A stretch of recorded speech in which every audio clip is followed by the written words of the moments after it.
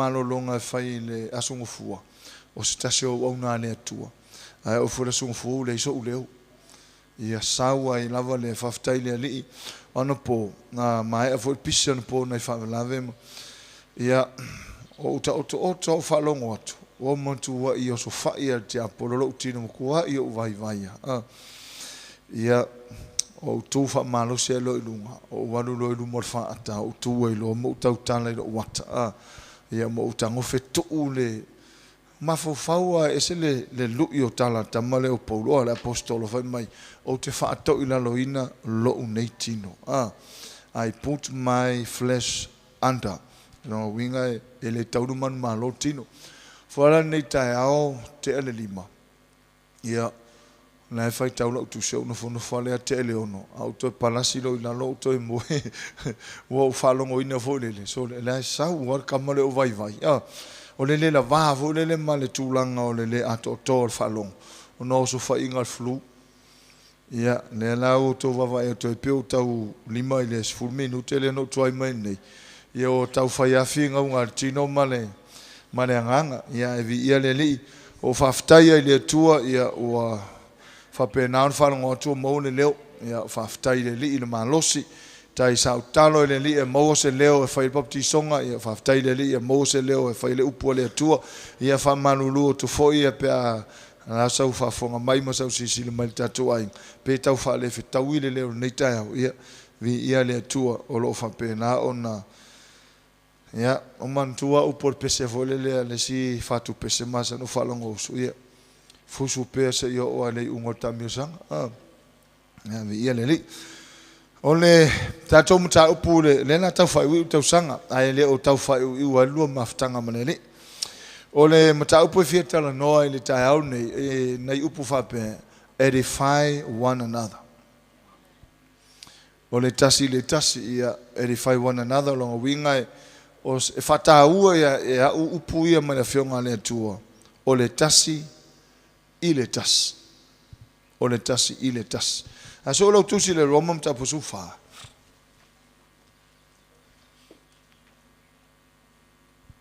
Roma mta posufa. O inale la ma osina so sani mai mo tatou. Ia o le fai upos fumana iwa.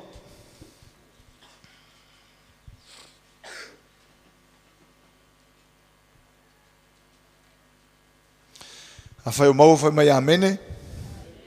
Ia la tatou fai tau fatasi fai posuma le iwa tasi lava fai upu tatou fai tau fatasi ia o le nei ia tatou tau sisi I mea e tupu ai le file mu ma mea e whewha maa whanawhana ai ia le lau tau fai tau wina o le nei ia tatou tau sisi I mea e tupu ai le file mu ma mea e whewha maa whanawhana ai Tatou vava ai e ina I whalili unga whapeotani au te whia whaitawina. Ia, mai le New Living Translation whapea. So then let us aim for harmony in the church and try to build each other up. Build each other up. Or the New Living Translation nga. Let us aim for harmony in the church and try to build each other up. Or the Isi e whapea mai. So then we should try to live in a way that brings peace. We should try to help each other so that we become stronger as God's people. Ole ASV. So then let us follow after things we make for peace and things whereby we may edify one another. Or CEP. So let's strive for the things that bring peace and the things that build each other up. Or MEV, therefore, let us pursue the things which produce peace and the things that build up one another.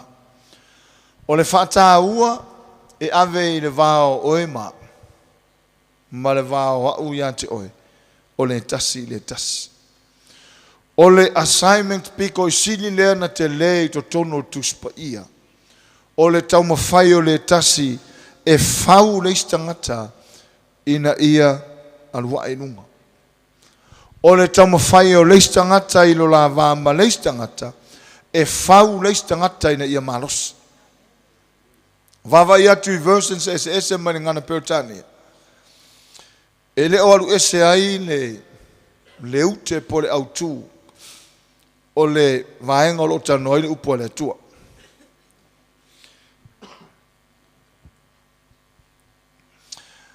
O le tau mawhai mai o le upo le tua. Ina ia mawhai o na fau e au oe. Fau e oe au. Fau e oe le istangata. E leo yeisa o ngā tuspa ia.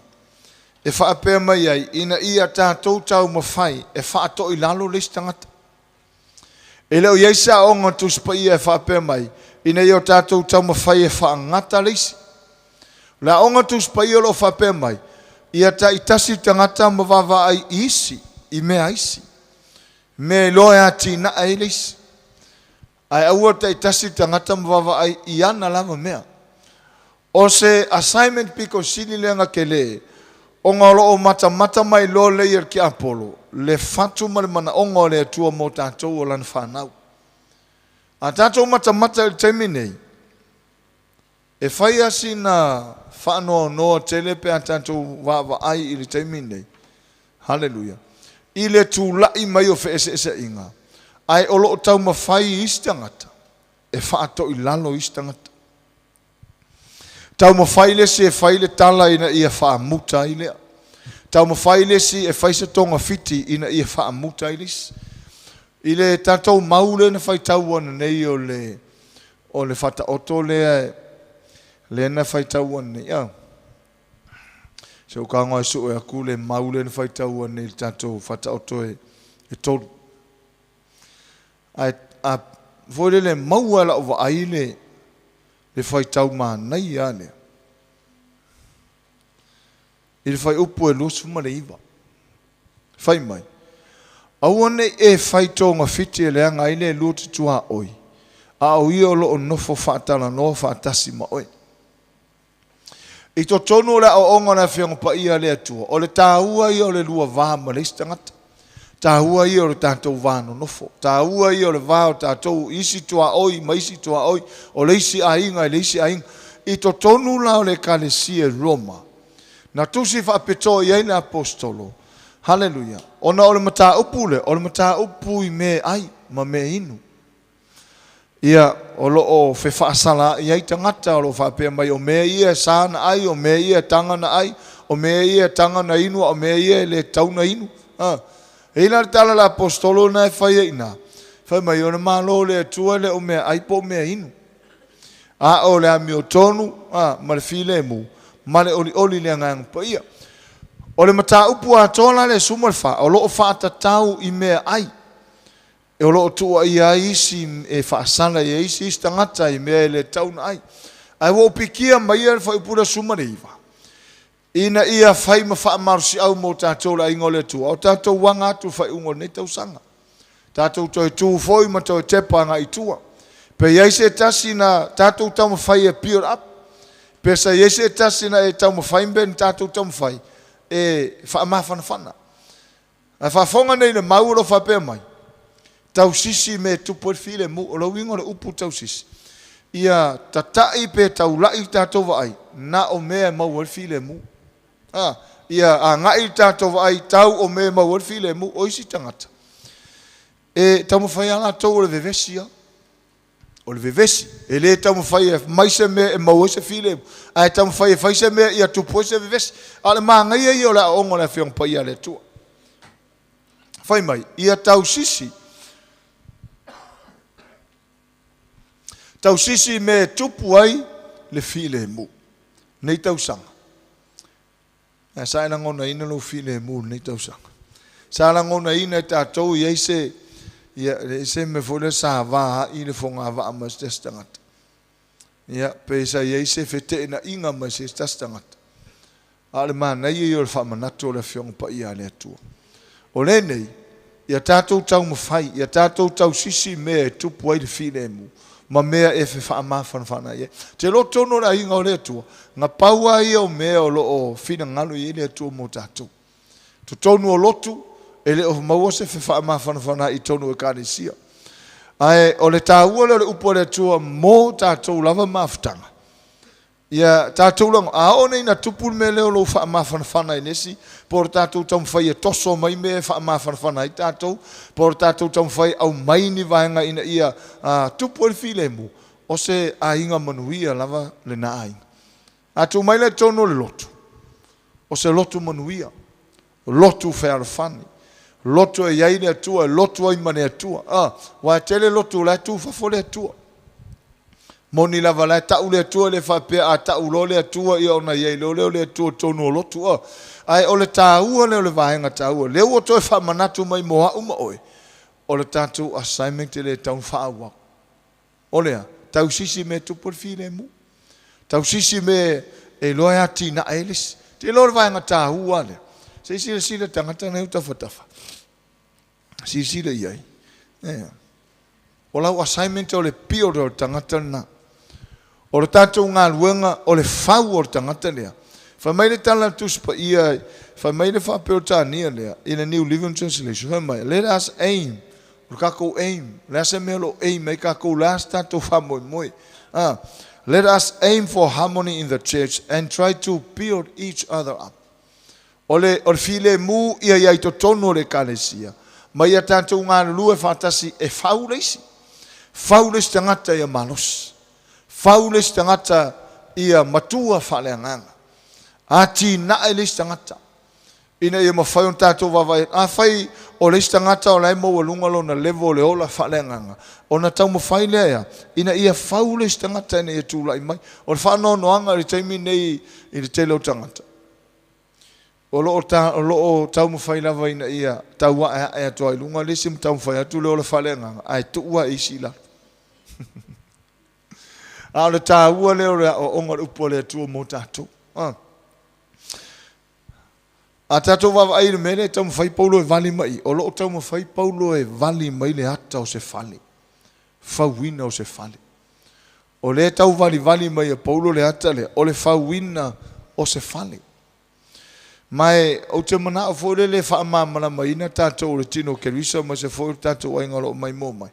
O loo o tātou umalawa lau whaolaina. O loo ngā lulue ma o loo awai tātou to tono se polo ke ki siringa ke le. O le whauina o whale. O le whale ngā. Hallelujah. O lea tua o ia o lea. O ia o tusiata. O ia o le master build. Ai o tātou o tātou ngā lulue e whatino. O lea tua e whauom whatau nuu. A o tātou ngā ruenga, o le whaatino, o le vahenga, o le whina ngā loi lea tua. E la o maingala e paulo pe a tilo mai sili tusi a lua pe telu. O la o mai e paulo le whale nganga. Whale nganga. Sisile le mumu pe temu tau pue lua foi pue lima, ia pe noti lalo, mo le tātou teimi. Mumu pe temu tau pue lima. O la o whaangala e pe telu le image le po se ata lea, o le whale nganga. Whai mai, o outou foi. Wati na e outou pei o maahola o le whale nganga. O le au ostaulanga whale nganga e mahalia i le atua ono Jesu Keriso. Ostaulanga, o le au ostaulanga pa ia. O le ostaulanga whale nganga e mahalia i luma o le atua. O oe lama o whale nganga.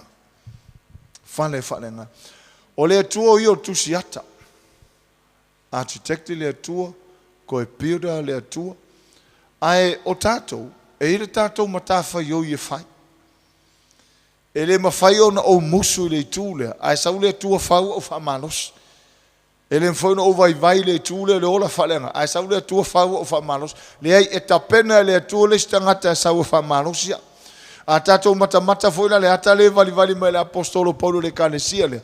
O lo tau mwhai le apostolo e momoni le kanesia. O le a tātou le o tele le i le i manatu i concept o le mata upu lea a wa o lo autu i me fo i fite na iai fe whaasala iai me ai me inu ana tātou pikia mai le mau lea e fe so ani tele mo tātou la inga o le atua e whau e leisi te lo nei vai tau tātou o lungo social media nga o wha upunga e ki ko airis social media kaimi ngai nga o wha upunga wha matalanga e e vevesi ai whamatalanga whaatoilalo o whaupunga whaalumaluma kele o le whamatalanga e le o tutusa mana whiong pa ia le tu a o le hao o wina o tātou o le whanau o le tu le i o lau matawhaioi ma lau matawhaioi o le whau o le istangata mai tala a Peter o outou foi wāti nā e outou pei o maaola o le whale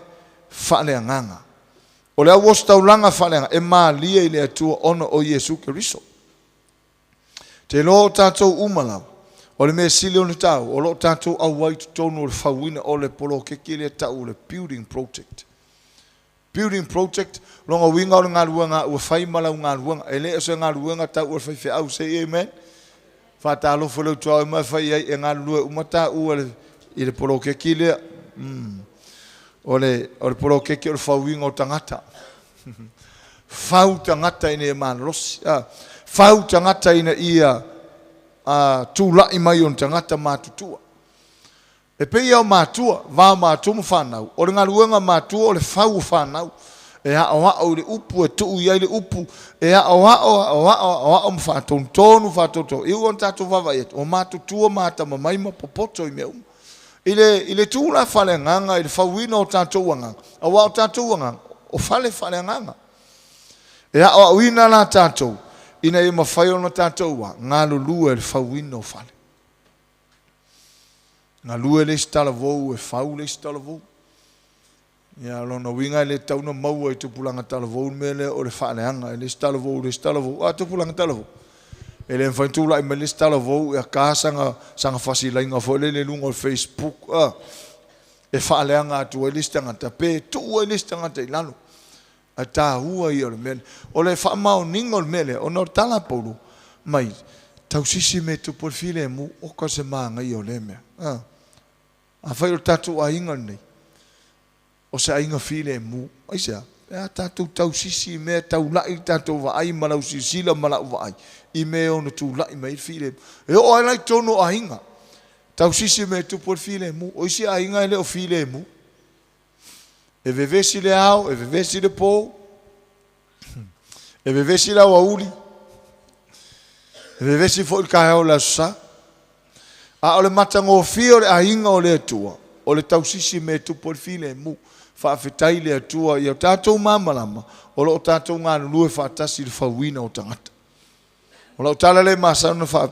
tala no atu la foi ngaluanga ele na o foi fi au o ngaluanga foi fa tasi a tatou o le fauina o nganga ai mata nei ile tusi le Paulo momoko ni tum tau po tolu foi po iva o lo fa pe mai a wa o le foi ngaluanga I matou fa tasi mane atua o tou o le fa to anga ale atua o tou o fale o fai o le atua o tātou o fale fai o fale o le fai o tātou o fale fai na winga ele o yesi teimi ngata ele whauina o tātou fale fai o le atua o wā o le whainga ruenga I mātou whatasi ma le atua o tātou o le whatoanga le atua o tātou fale o fai o le atua ai sisile le feso whafo I posuma le ono whai mai e mai a te ia o na tupo le tino umalava o loo whaatau wina whaaso o ina I ua umalava so swani iai tusa man ruenga e fua o tu tino taitas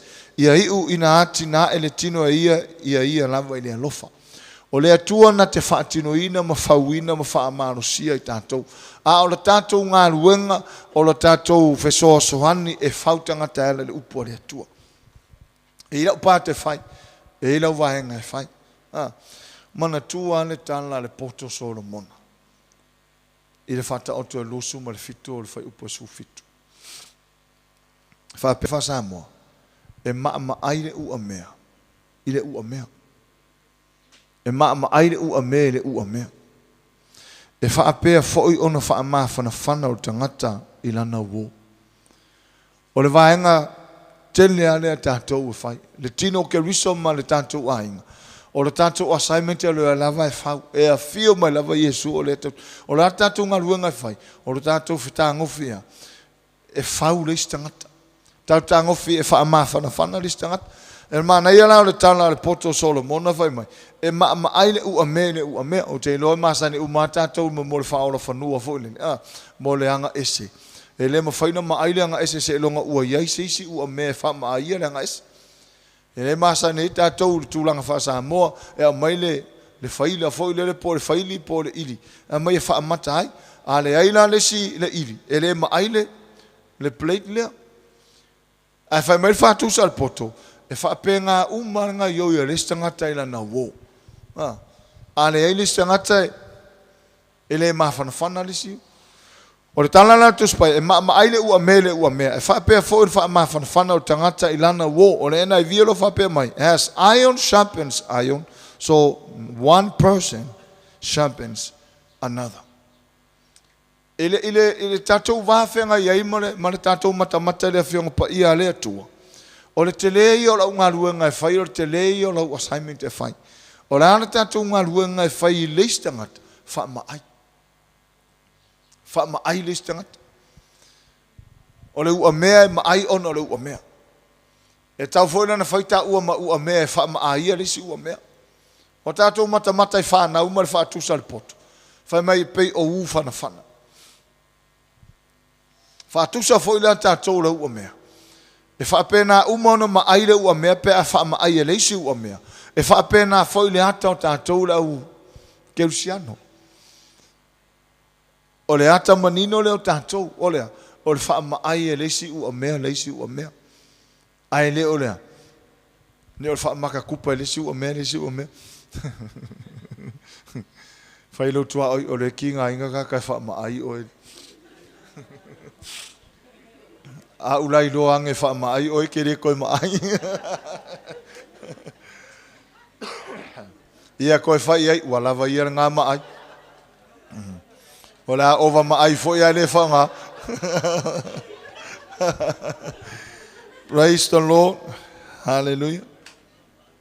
O le ERV, mangai o le version ERV o le whape mai. Has one piece of iron sharpens another. So friends, keep each other sharp. Ole ngai ngoinga lea mare matafa yo ile tātou. Pe foi la o la matafa yo lo tiute. O lo tau fai foi le fau a mai le upo le atua. Te vava ai le atua ia le o faso atu ila upito la au. O aso uma. O te mata fale nganga ile atua o te tau mafai e ko ngeki foi le atua. Ina ia au mai se lona fina ngalo. Se me loe ono. E ono ai ila na whanau. E ono whana i on tangata. E le au mai e le atua a ngai i, e saula mai i a ngai i, anu watu e lo le whafua. O le tiute la leo le, i la uia nā matawhaioi whaafai whi au ora. O le tau mwhai e wha maai o tau ina ia.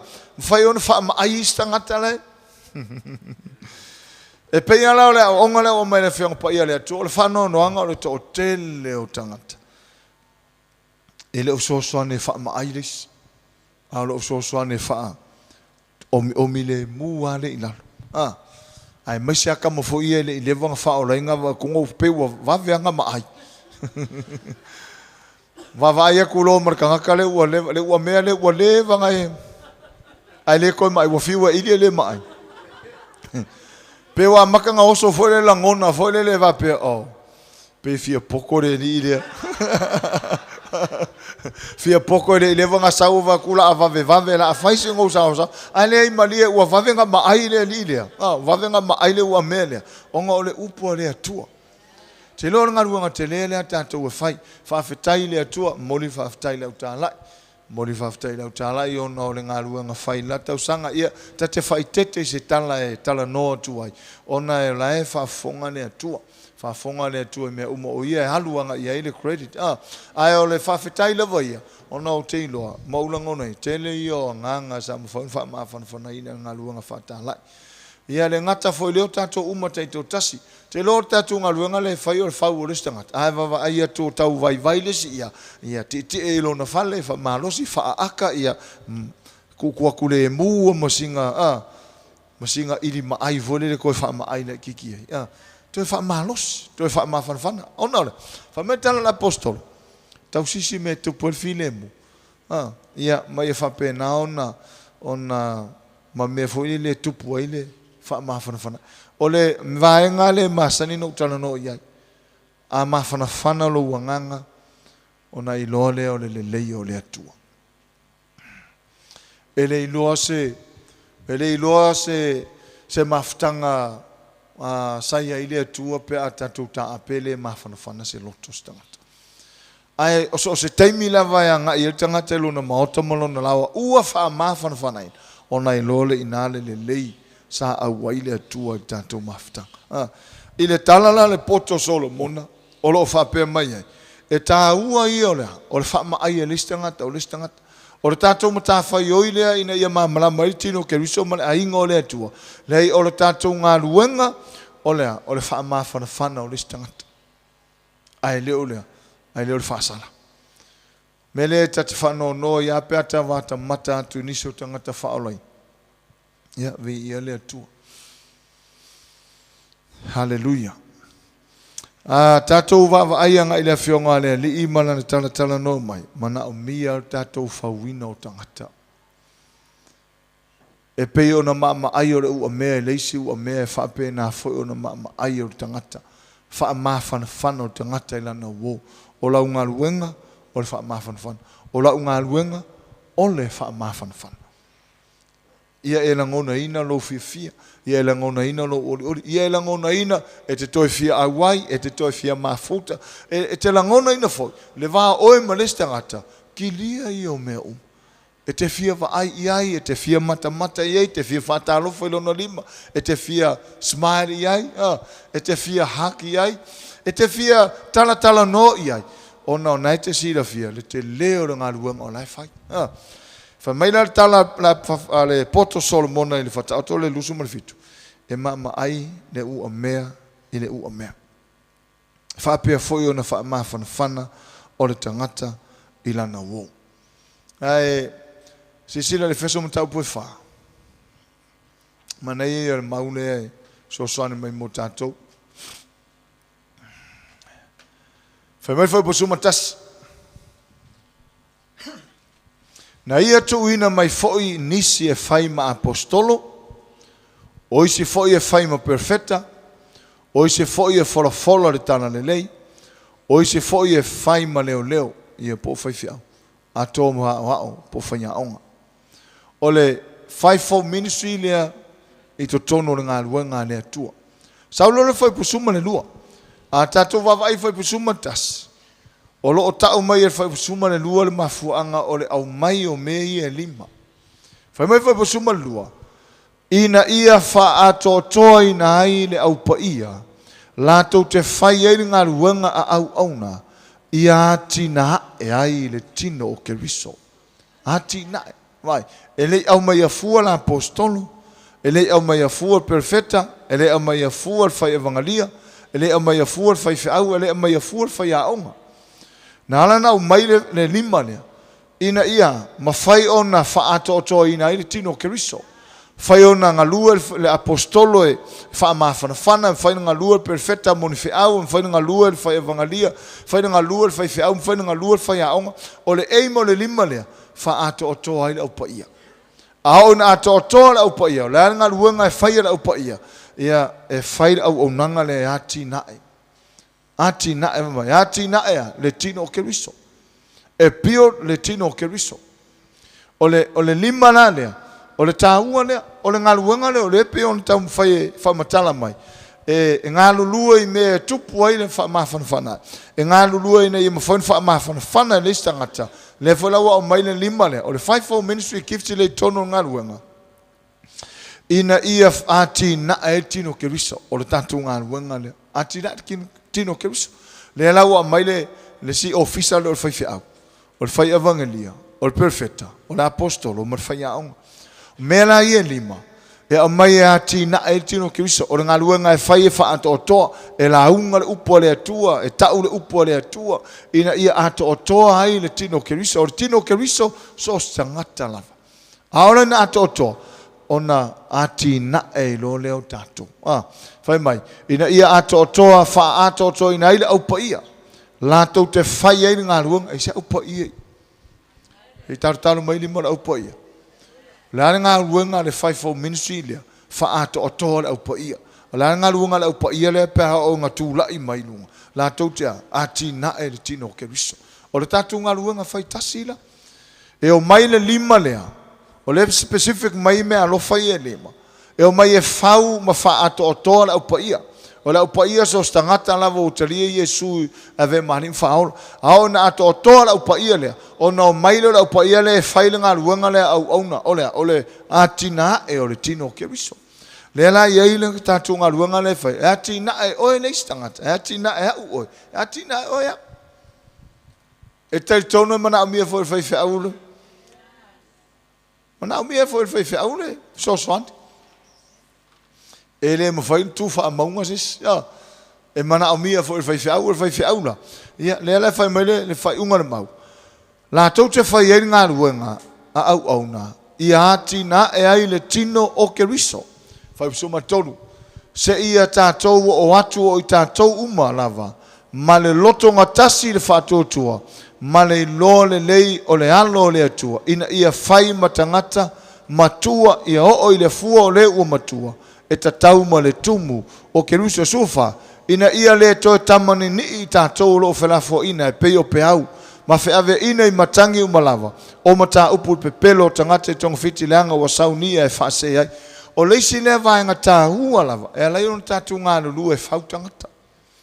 E alai ona tā ngā lulu e au paia e ati na e tino Keriso. O le aim ia o tangata i tūlanga matua. Ia tātou mātutua whaleanganga. A ona mātutua whaleanganga tātou ona ngā luenga ale au paia. Pero tā hua ia le vaenga le. Ngai. Se ia o atu i tātou malava ma le loto ngantasi i whātou tua mai lo le leo le alo le atua. Ina ia fai matangata matua. Ia o i le fua le ua matua.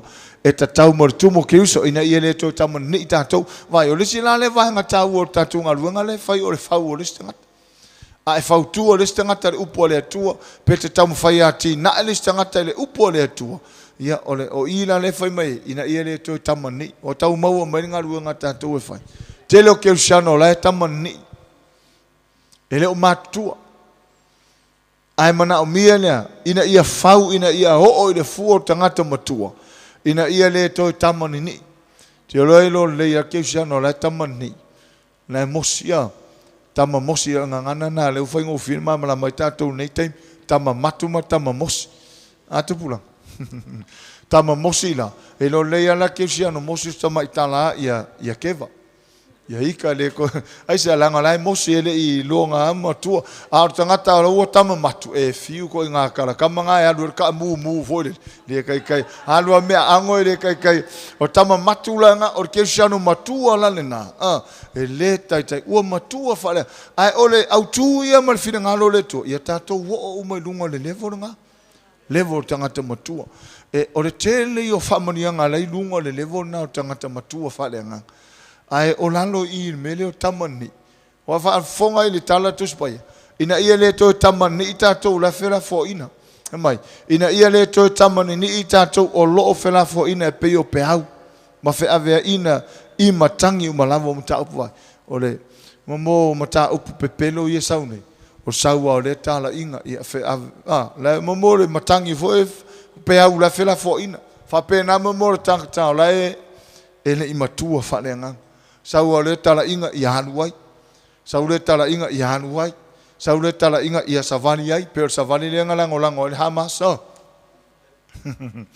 Se singa maka savani nganga o mai tangata lango lango le Hamas e whaikai. Ia o kei loa le savani e Malesi. Malesi ke usian.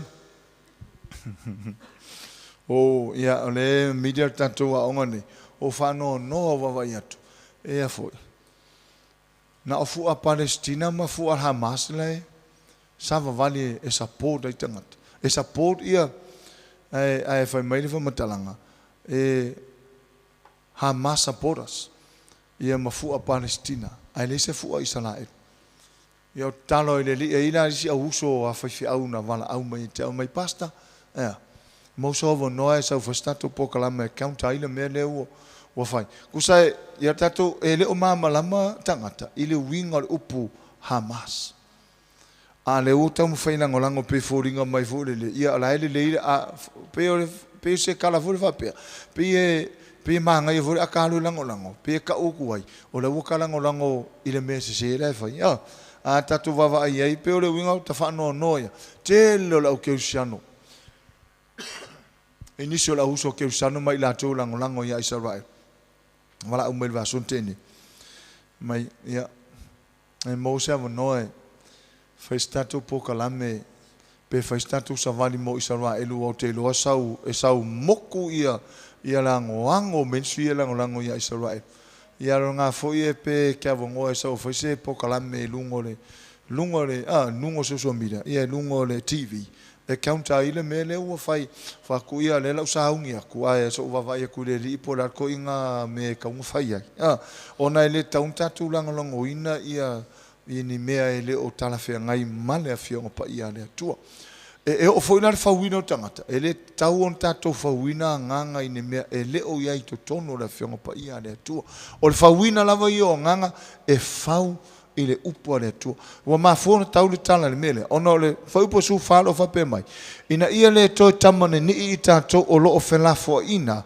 e pei o peau ma fe ave ina i matangi umalava o mata upo o matangi ma pe au e fatu se mai o mata upu la inga mo me doctrines fo ie o mai e tangata a feliwa ina i tangata ma fero e fa pena tangata ona taula ia le o le tamani ni a o ina matua e le to tamani ni e le to fena fo ina fo i pe au o mata upu ia pe o le fa mai o mata upu le pe pelo tangata i tongo fiti leanga o sau ni e fa se ai tele io me fa pe le ua ngai mai tono Samoa e foi le se vaenga le lava tau ana wa tuma ina I affiliate atu la tu teltununga ia ai pito mai lava iluma le tua tamane alo male nganga pa ia e tali tonu le nganga pa ia e tali tonu le baptisonga le nganga pa ia a o kokongo le o nga kokongo kala inga ele aila ele sa ia o le si foi mea e foi isi teltununga ia wo mai wa o mea ia e alam tatu ngā lulu e whautangata ina ia matutua. Ina ia auna I whela fo ina ngofie. O pe au ia whaatusa mai I e whaatau mata upu pepelo. O tatu se ese fo ie. E a ngai mai matangata e peila o lesi lea te tununga ele ima mao te lea tu lea lava I tono Samoa ai leo toa li ani lunga. O mata upu lea le sau fo le leo lea tua ta mama lea tua tina. Lea ai Samoa le tanto nunga na ai pe lo toya ali tele lunga a le ai Samoa le tuo matou tama le tuo matou tina a tatalo la fa pena e tatalo le tuo tama mai o te nunga wa ka ngofi ka kama ma fika fo le ia tatula lo nei a fa pe e tama ai e ta fo nei mastina ai a fa pe na ile tuo tama e ta fo nei mas e tuo fine melana a tatalo va henga le tuo matou tama le tuo matou tina ale matutua na tātou, ale le tātou le whawina o nganga. E tāwhewhea tanga taime. Wa e ke ofo wa risi taimi no wawa aia toi lungo TV. O whaatala noa mai tangata ni. E whaatala noa mai. So rau Samoa. O rau Samoa e tari tonu I le atua le tamane alo mare ngapa. Ale fo tari tonu. I le atua tina. E fo I le atua tina. A whaafonga mai nasi si pe matamata mai lungo o ngai ke so I kara inga lea. O ina risi le kafeangi. So tartala not fa pe ona o le tala tuspa ia. E ma aile u ame a tato o tele atuala I totonu. O le tatu ngā luenga o le whawina o tangata ina ia aune I ta whea ngofie. Aune I whaia ina ngofie. Aune I whelafo ina ngofie I le tele o tatu I se le wanga I mai. Pe whaila o lesi o onga le wanga I mai. Ai tulia tamai e whaifi au. Pinga se minga whaiwhia. Wafo I loe kamaia. E oki loa lunga, se a ko malano. Kifa loa lunga, ki kifa uma malano. Nea lai ku lei mai la wole ia whaiwhia au, se minga whaiwhia au. Ina ia o na ta ape mai whaiwhia au. Mo moni o tu lole whaiwhia au. Owa e lole leia kamaia. O whaiwhia au keren karikongu ia I au loko. O le mea e whaiwhia au, le mea ngai karikongu ia au loko. Ku lei lole kamaia whaiwhia au. Inga ia o mai whaiwhia au matule I atu mta apule. Whai wahenga lo leo whaarotanga ma ngai o le ano I o mea pe pelo I o tono Samoa. Ai o le tāua leo lea, tāua o tātou tausisi me whaamawhanawhana iai. Tāua o tātou tausisi me i loa tupu al file mu. Mai o tātou taumwhai whaulis tangata. O le Faamalosia la mo tātou la inga o le atua ma tātou mawhtanga i nei whalau niu. Tātou ngā lue whātase whau tangata. Ngā lue mai oi lau pito, ngā lue atua u lau pito. Aone i alu tātou mawhtanga wape. Kero skam voli, lau aku ora kere kunga kōrea lale. Lau aku ora supervisor i o resi section ngā le kere kunga kōrea ngā. Le ai. Lenga iai lava ia lesi au vahenga o le atunule o matua i whaolain. Wa iai lava, wa tau whafonga i le whaiwhaungo ia yankincho. O le loko piko sili angang ke le kongo kolea. O le whaiwhau sili nga kai se furu wafe mempo so le loko. E whaakorunga whai loko le aso. E saure si loko, o maile si au loko, e whaakorunga la unga yankincho le aso e kas. O ngai ko akele le ofi. Al whaiwhau whaola inga ngai kongo kolea kai mingi. E le whapea la ka uroko le whapea, wa me ua. Wa le ai, langa iai li te tununga ngā rea ngā ima i e sau mai le kungu ngā. A iai fwoi ka malo ngā ngoi a yankincho. Yankincho, o ka malo whaorenga, o langa la unga la, o langa loko e whai a sinko okele. Ke loa o le loko piko ke le a ngā le iai kai mingi. Ao tatu ngā luanga le whawina o ngā. Sosoani mai e, i lau pitola au, o te sosoani atu i lau pitola au. Sosoani ane tono lai, o le mānei o se ainga ai ngā nuru e whātasi tonu. E whaaso hai le upua le atua, e whetalatala no hai le fionga le atua, e whau whātasi manatu me le fionga pa ia le atua, tu lai mai se ainga malosi. Pe o le version le Isi translation lo whapea mai. We should try to live in a way that brings peace. Kasi le awala e lainga ka ko maua file mu. E le mwhai whauna maua tangata umar wha mawhanawhanai. Pea le maua file mu. Alma ngai o le version le whai mai. We should try to live in a way that brings peace. We should try to help each other. So that we become stronger as God's people. Ke lor ta hui o lau soswani te soswani ris tangata. Ta hui o lau soswani te soswani atua ia te. Ta hui o lau soswani mai te soswani mai le au. Ta ua tatu ngā lue whātasi, e whesosoani i le tasi, i le mata upu le tuso ngā luanga mata upu lusu furu whai potosu malima. O lo whapea mai tala a le ua apostolo ina, whai mai. O tau e manolosi, ia whapea ono tau whesosoani i e ua vai e tatauan. Te lo o le peo le melena o whaso o tuai. O tangata i e manolosi lo na ola whalenga, whai mai. E whesosoani i e ua vai e tatauan. Mai o tau e manolosi, ia whaapea no o tau sosoani i e ua vai e te tauai. Ia mata whai nā tātou. Lesta ngata e manolosi whaarenganga ngā rua leo ia. Ne ai, whesosoangi mai. Whauangi ngai au kafa. Whesosoani ane whau lesta ngata. O le tātou assignment. O le whauina o tangata ina ia. Ia tea ese tātou mane atu wasa lea o le whelafo ina i matau. Whelafo ina i matau. Hallelujah. Tele whiwhina o inga tonu na whiong pa ia le atua. Ai matamata lunga social media, ia o loo wa iaimu meo le ano noa i o mo tangata wa tipeite le upua le atua. O ai e sao, o ai e se, o le ale mea kaunga whai, le ale mea le kaunga whai. Ai, a tatu soani tusa me au mea le nganga pa ia soani ai. O kare maa ngai o nganga. Tu lai mai fo tātou mawhtanga o se mawhtanga malosi mai tupu fo ima maola. Ina tātou ngāna lue whātas. Hallelujah. Ia. Sisila i le whaiupu nas fulwhale e wheso mta upu e whā. O lo whapea mai. Ina ia le toi tamane ni i tātou o lo whela fo ina e pei o pe au. Mawhe ave ina i matangi umalawa o mta upu i le pe pelo tangata i tonga fiti leanga o saunia e whaase se ai. A ia mio whamahoni le alofa. Ia tutupu i tātou ia te ia i mea uma. O le ulu lava ia o ia fo i o kerisa. O le mea tā ua le ia manatua tātou la hinga o le atua. I to tono le tuspa ia. Ia maua e tātou uma le mea tau o le alofa. O le alofa wha le atua. Aia oi le alofa wha le atua. Aia tau le alofa wha le atua. E o tātou fōa i le na whai. whaingo fia ina fo hoi tangata alofa. Whapena fulai, e ala na fsoswane faunes tangata, ono lo walofa. E ala na tātou fsoswane ngā lulua, e fsoswane les tangata ua lima vai, ono tātou walofa. So e le mawhainas tangata le alofa, na whain ngā ruengan, ai mawhai tangata alofa.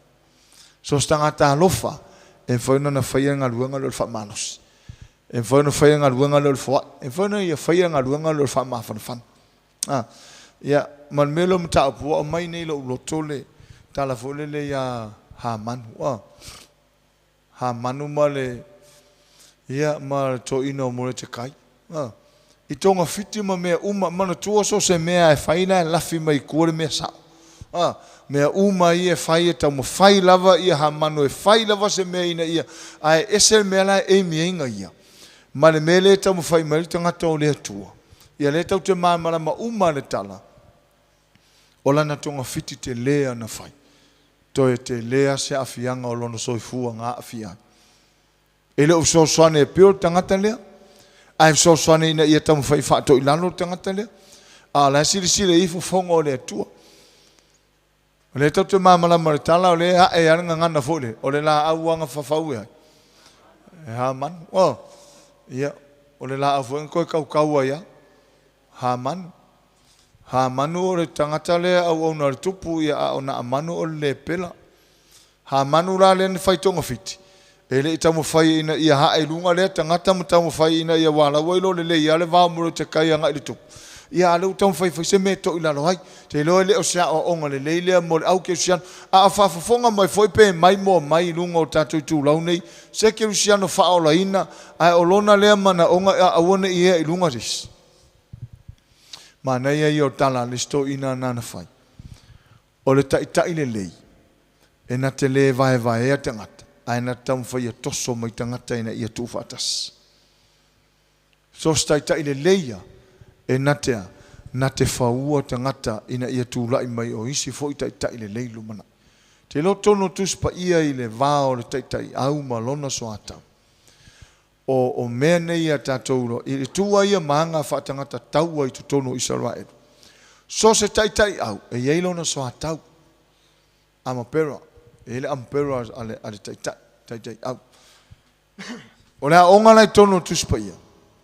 Pe o tā vita o tai au, taimi o lai tau. A o yeilo na so atau maanarosi. E ona so atau, ona so atau ia na whai ai. Ia ola tama ona oha. Yo to fa pale tama ona ina ua ta umari tala ya Absalom la ta upe o atu lo le fa tala le o to tonu la tu spa ia le va o le tai au male so atau va o le tangata le male amopero o ampero tai au o le winga la fam talanga o le tai au ai tonu tu spa o le so atau tonu tu spa ia e yeila na pelu e ilan solfanua e ilan na tao e ilan talta mea umala I e fa e te tau ona atoa le amapera. O le pelu o le ampera e te tau ona maai atu I le pelu o le tai au. O le solfanua o le ampera e te tau ona sawa I le solfanua o le tai au. O le soa tau fo e te tau ona le leila na tau. Le ale winga o le melea a wā a wha le tonu na ia e le manu tai au. E le mawhai foi o nā e loto vai ai tai au. Nono winga o le mere a tato vai foi le tala foi le ia mose mahulo ma arona. O le wali ia. E le wha apea o mawa e teres wha unga sa ia mose. Ai e iai na la tau tu atu lango. O le ata leo te au mai e ir vahanga lea. Ana le ai hulo ma arona. E le mawhai tūla I foi mose stūlanga e tauna iai. O le tāua me le te watua. O le vao le tastangata. I le tastangata. Na winga ta uolo si ia o le stangata. E le ore tua inga si I fo le ke le Samoa o le whaase. Kam whai whamalea fo le whaase e mamuru ai se mea. Whai nkārango o e vangu o piko o fo ka malo ke le. E le ore ko inga ki inga pe ka whamalea whaase e fo le. Ka malo e fo I le ia se singa maua inga whai longa mua fo le ngā o oe a. No fo ia e saua I kala pe ka whaase e fo o manatua ina aso yo ula I tito ua onga I wosele. Ia, Pea na ufa matala ina mua. Ia o le ala mo te atul pasi a le ave pasi le faisi matua tele. Ia o le li le no fo tu pasi o fai fi au. Ai fai asin tino la tit. A sile itangata. Ele o se ele lo se fai fi au.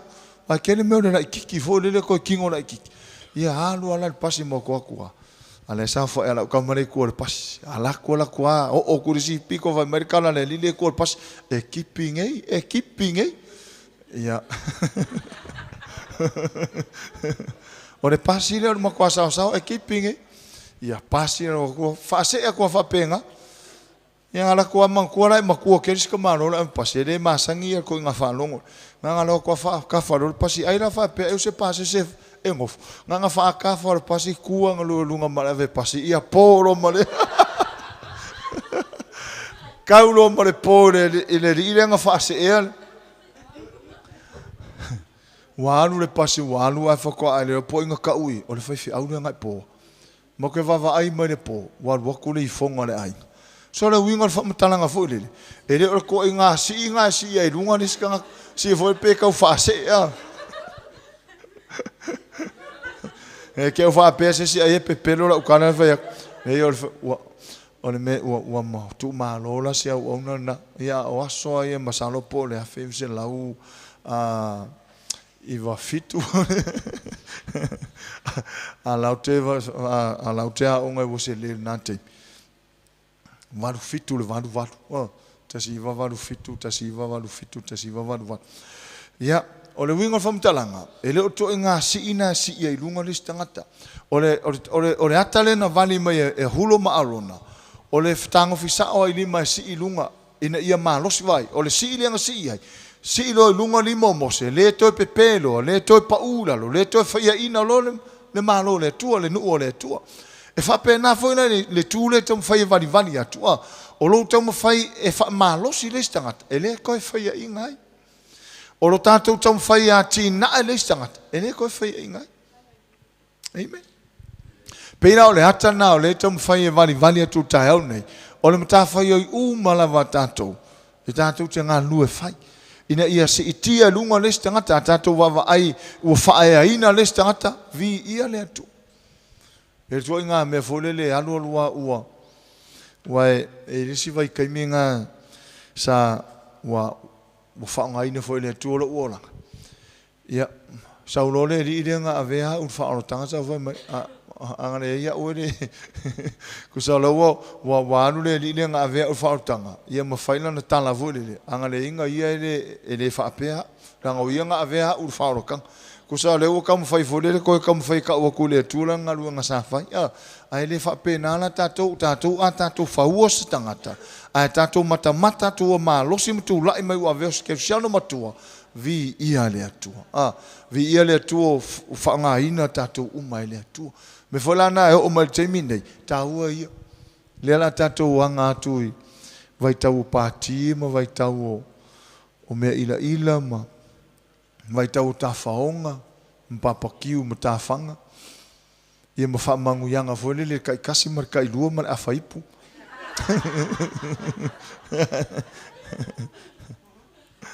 a tato ngalo lua e fauta ngata po le arko inga pa kifia le kai e saua e fale uma kwa kumu ako e fanguingu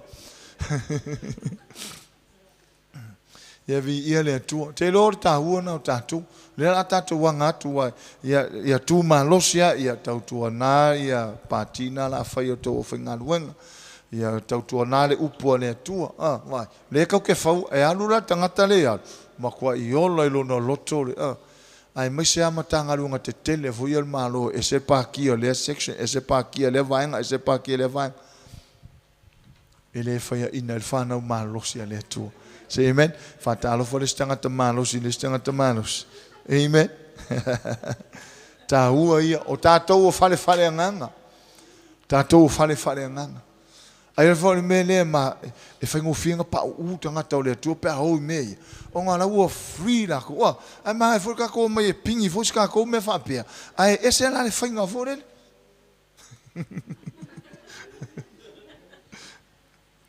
ya ela ai mama ai sal onga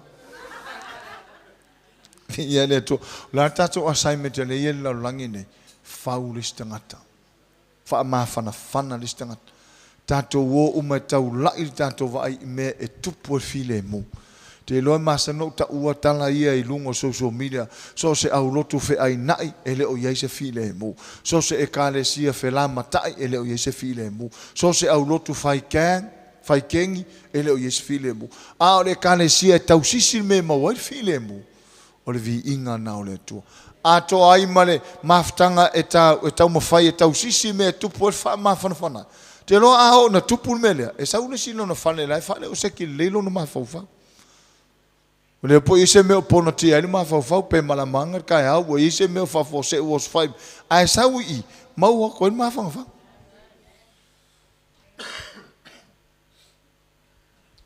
amen ta ua I o tatou wha mawhanawhana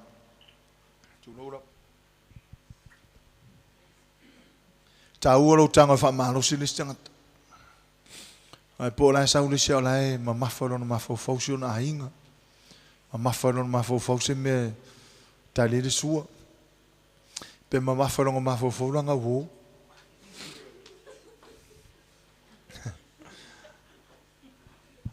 ale sa u e fa mafana fana tu I ko er wakulo la I lo na hinga mo kuwa I so longa le me a tatou taape foi la nei tae ao e mai se tatou lo mai mo mai e te langona ina le mawhanawhana mana ia I o le maulea o le nei ia tatou tau sisi I mea e tupu e file mo e apply maule tono le ulotu e apply maule tono le ainga e apply maule tono nuu so se mea lava tau sisi me tupu e file mo ma mea e fe wha mawhanawhana iai ia kare sia Yesu tau ia me lo tatou wha mawhanawhana se si tartar melo au pe fa pe nga fa ma fan fan ina lo amen ia vi ia le li ma lo fa ftai tatu ainga mana o mia lava tatu nga lo fa tas ole nga fa ftai o no tatu o nanga ina tua au o nanga fa tas tatu fa waio tatu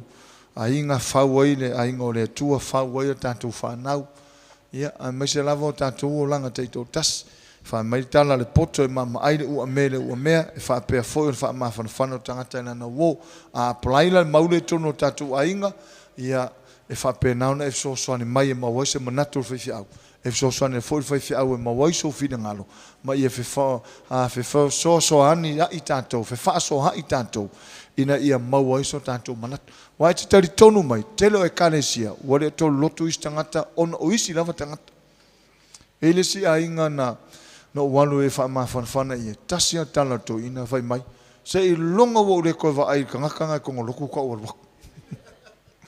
ko ka fa ngo wa uma ko inga upu wa uma ko inga ka wa uma ko inga mau ko spa ia e kasia ka se longa wo le ko vai ko ki ka fa ko inga re kai minga ta talo lola e va vena hoti jangatala wa te le to va ai ai ngole tu mana o mia tatu fa ma fana ia ele se watu ai ia lifi lunga tanto standard mo le sila sang fo le tanto te ia isi fa manuanga ia ta mana o mia le lifi lunga le sila sang fo ina ia tilon tanto va vai le tau sanga pe au tanto o lia tu le lo fo le tu o le atele ni sia nga fo ia nga I mai le malo le tu ono la nga lunga fai o la fa ma fana ia mar tanto pitola au e vi ia ile tu mo li fa ftai fa na wa onga ia vi ia le tu o asile fia le tu lo to fia tau sanga nei tele fana wa onga tatu maftanga o manuia na tu wa manuia le poto sala lau le ata mai on mafofau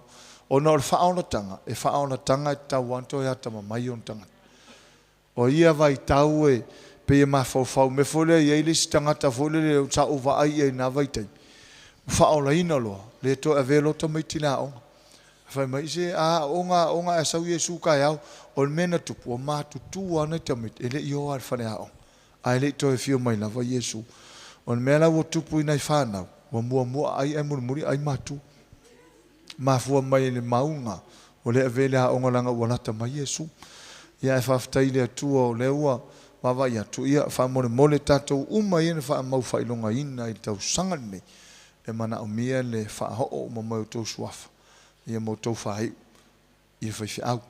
Ai le yo o atu le si lona winga e tauna vave mai mole vai aso nei Faamalosia. Ia a iloa le te ofisiri fa fe tangata le na maula na ipu sao.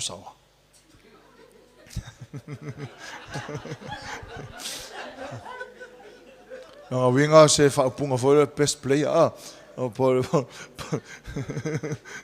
ia nei a mai pe mai pe ngo o le sto nga tulanga foi le ole si kulanga e se lo fifi ai o tulanga le mau fa ilonga i le best contact o le se fa ilonga nga e se mau se tangata e o matangata i le sili ma tu lua ma tu tolu ma is fa ilonga ai le ma se me le ole a mi ole le no ke lo ko ke ka fa ilonga fa pengane ia ai fa mo fa o mo mai so fa ilanga tona ma fa ilonga ni tausanga ia se ia fa o mai fa au fa mo ia fa mo ia le tua ia fa talo fo lo tua o mai fa ia le la usa ni fa ma fa na le se va ngana le yo mai